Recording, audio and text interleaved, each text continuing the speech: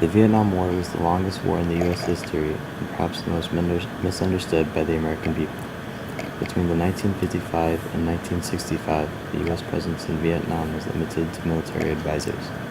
It was the height of the Cold War, and the U.S. military involvement was considered necessary to stop the spread of communism across all of Asia.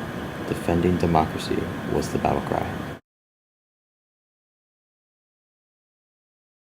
Good evening. I'm Colby and I have just joined Channel 2 News Anchorage as the new national news correspondent. Today, March 9th, 1962, after nearly 5 years of non-military support, including financial aid and deployment of military advisors, the U.S. has taken military action to protect democratic South Vietnam against communist North Vietnam forces and the Viet Cong, the communist guerrilla force in South Vietnam. The U.S. advisors deployed in South Vietnam are now engaged in an active combat role in this conflict, and further military action is expected. Stay tuned to Channel 2 News as the story develops. Thank you. Stay classy, Anchorage.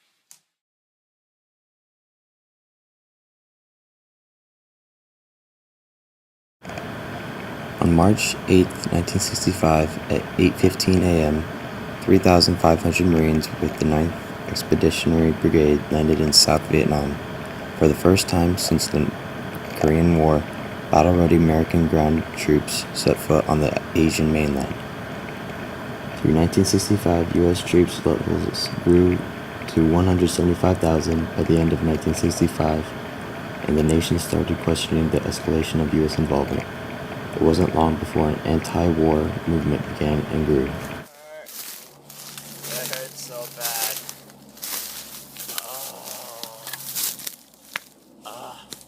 Everything. I'm dying.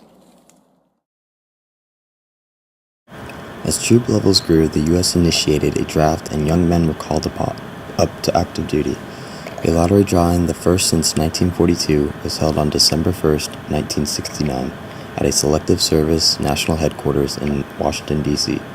This event determined the order of call for induction during calendar year 1970, that is, for registrants born between January 1st, 1944 and December 31st, 1950. Reinstitution of the lottery was a change from the draft the oldest man first method, which had been the determining method for deciding order of call. Seems to be draft notice.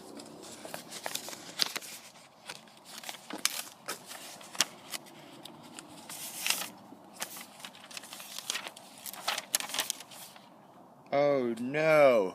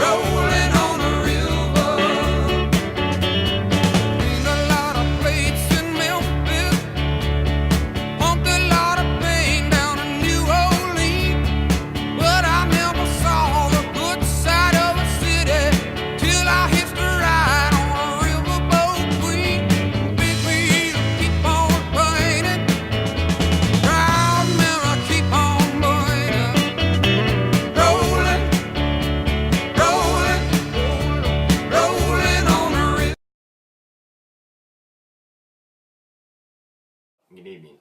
This is Colby reporting for Channel 2 News, Anchorage, Alaska. Today, November 15th, 1969, the Vietnam Moratorium Committee staged what may be the largest anti-war protest in U.S. history. Approximately 500,000 people attended a mostly peaceful demonstration in Washington, D.C.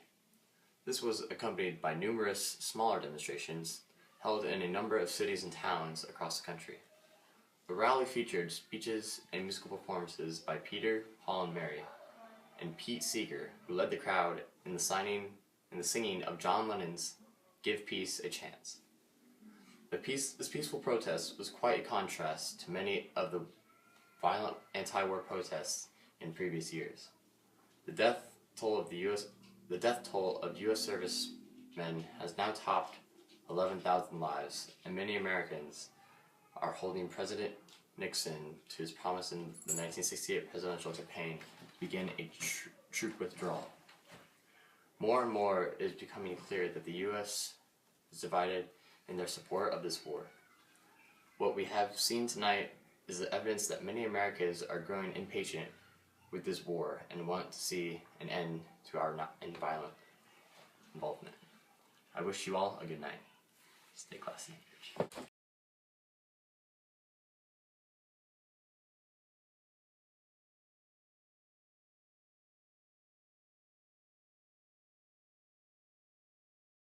Good evening. This is Colby Collins, reporting for Channel 2 News, Anchorage, Alaska. Today, April 30th, 1975, marks the end of an era, the end of an unpopular and divisive war. South Vietnam turned to North Vietnam today as Vietnamese troops entered Saigon. The Vietnam War was the longest war the U.S. has been involved in. The toll of this war on the U.S. was great. The war cost the United States $200 billion and claimed the lives of over 58,000 U.S. servicemen. The cost to the world, even greater. In total, more than 1.3 million military servicemen perished and 1.3 million civilians lost their lives in this war. Americans at home were divided in their support of the war, and anti-war sentiment grew as the years dragged on. In the end, many Americans look at the war and wonder, what was the purpose? Was it worth it? History will decide. And with that, I wish you all a good night. Stay classy, Anchorage. Although the facts of this war indicate that the U.S. lost, but democracy did not prevail, in the present day 2014, the Vietnam story is still being written in the hearts and minds of U.S. citizens.